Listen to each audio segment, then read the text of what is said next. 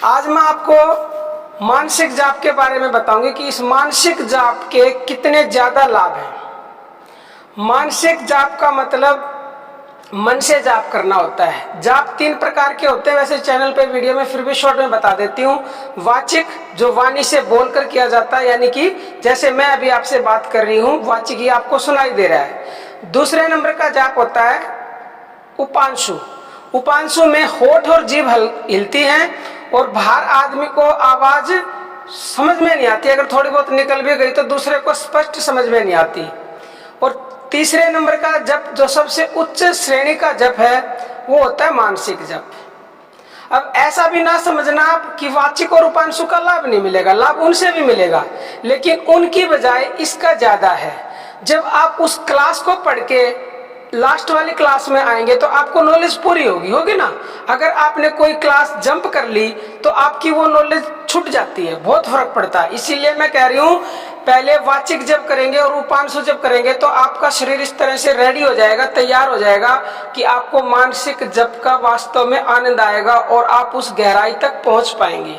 और इसके लाभ भी जबरदस्त है। इस जाप के 1000 गुना लाभ मिलते हैं और जापों की बजाय करने से।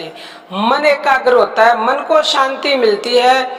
और इसके क्या बताऊं मैं आपको, जिस तरह से अगर वाणी से बोल के करता है कोई भी कुछ, तो वो बाहर एनर्जी हमारी बाहर चली जाती है, तो थोड़ा बहुत ही हमारी बॉडी में जा पाता है। लेकिन जब हम अंदर ही उसको बोल के करते हैं मन से, मतलब आवाज किसी को भी नहीं सुनाई देती, ना हमारे होठ हिलेंगे ना जीभ हिलेगी, वो अंदर ही अंदर हो रहा है जाप, तो वो पूरा जाप हमारे अंदर ही समाने लगता है। वो पूरा, या मंत्र का जाप कर रहे हैं या हम भगवान के किसी भी नाम का जाप कर रहे हैं, तो वो पूरी बॉडी में, पूरे अंग अंग में, पूरे हर हिस्से में समाने लगता है। और धीरे धीरे वो इस कदर समा जाता है कि आप में वो नाम अपने आप स्वतः ही फिर होने की एक दिन स्थिति आ जाएगी ऑटोमेटिकली, क्योंकि इस नाम में इतनी शक्ति है। और ऊपर से आप मानसिक जप कर रहे हैं। तो भक्तजनों, जो वाचिक और उपांशु इन दोनों जपों को पार कर चुके हैं, फिर ये अपने आप छूट ही जाते हैं। जैसे पहली सीढ़ी पे चढ़े, फिर दूसरी पे चढ़ोगे तो पहले वाली सीढ़ी ऑटोमेटिकली छूट जाएगी, छोड़ने की जरूरत नहीं पड़ेगी। फिर आपको ये लगेंगे कि ये कुछ नहीं है, कि फर्स्ट क्लास पास कर ली, सेकंड में जाओगे तो फर्स्ट तो ऑटोमेटिकली छूट जाएगी। तो भक्तजनों, तो इसके मैं और थोड़े से लाभ बता देती हूँ, क्योंकि लाभ जाने बगैर आपका मन करने में लगेगा नहीं। इंसान की ये फितरत है, स्वभाव होता है कि जब तक उसको लाभों का नहीं पता चलता ना, तो उसका मन लगता नहीं है उस काम में। इसके इतने जबरदस्त लाभ हैं करने के। देखो, सबसे पहली बात, आपका मन बेचैन है, मानसिक जाप करने लग जाओ, तुरंत शांत होगा और मन एकाग्र होगा। और ये मानसिक जाप आपके अंदर जब समा जाता है तो आपके शरीर में किसी भी प्रकार की कोई बीमारी टिक नहीं सकती। लेकिन कब? जब आप इसका जाप निरंतरता के साथ करेंगे और जिस नाम का आप जाप कर रहे हैं उस नाम में आपका अटूट विश्वास है। अटूट का मतलब होता है कि जो कभी टूटे ही ना, कुछ भी हो जाए आपको नाम छोड़ना नहीं है।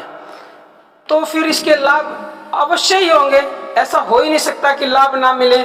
और जब मानसिक जाप करते हैं तो डायरेक्ट कनेक्शन परमात्मा से हो जाता है। डायरेक्ट आप स्थिर मन से, शांत मन से करके देखेंगे तो आपको अनुभव खुद ही हो जाएगा। और मेरे पास ऐसे कमेंट आते हैं, उनको हुआ भी है। तो आप भी भक्तजनों इस जप का लाभ उठाएं। और इस जप का सबसे बड़ा लाभ तो यह है कि इस जाप को आप दिन भर कर सकते हैं, सारे काम करते करते कर सकते हैं, खाना पीना, उठना सोना जाना, यहाँ तक कि सोच क्रिया करते करते भी कर सकते हैं। क्योंकि भगवान के नाम में इतनी शक्ति है कि वो अपवित्र को पवित्र करता है और अशुद्ध को शुद्ध करता है।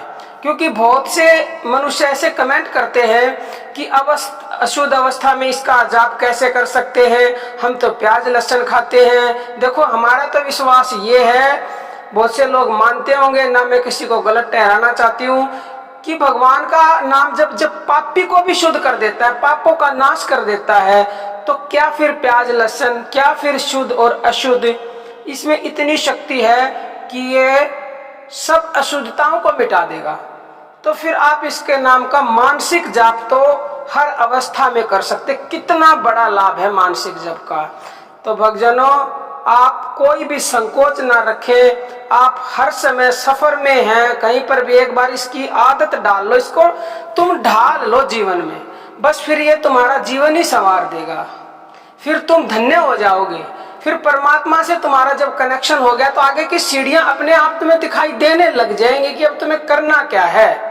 और तुम निस्वार्थ भाव से भगवान के नाम का जाप करो, क्योंकि अगर मांगोगे तो वो देगा, अगर तुम निष्काम भाव से करोगे तो वो तुम्हारा ऋणी हो जाएगा। और तुमने उसे ऋणी बना लिया तो भक्तजनों, इससे बड़ी कोई बात है नहीं। अगर आपका कोई क्वेश्चन हो, कमेंट बॉक्स में कमेंट करके पूछ सकते हो। और आपसे रिक्वेस्ट है कि इन वीडियोस को आप ज़्यादा से ज़्यादा लोगों के पास शेयर करें, ताकि और भी भगवान से जुड़ सके। ये परम सेवा का काम है। आज के लिए इतना ही। जय श्री राम भक्तजनों।